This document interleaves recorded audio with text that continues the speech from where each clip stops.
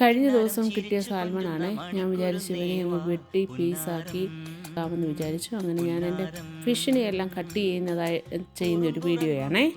ചുണ്ടത്തെ മണിപ്പതക്കം താ അമ്മാനം അമ്മാനം കുഞ്ഞിക്കുളിരമ്പിളിയേ ചെല്ലച്ചെറു കുമ്പിളിലെ മമ്മമ്മമുണ്ട് മിന്നാരം കണ്ട് മിന്നാ മിന്നിയായി വാ വാവാവോ വാവാവോ ചിങ്കാര കിന്നാരം ചിരിച്ചു കൊഞ്ചുന്ന മണിക്കുരുന്നേ വാ പുന്നാരം പുന്നാരം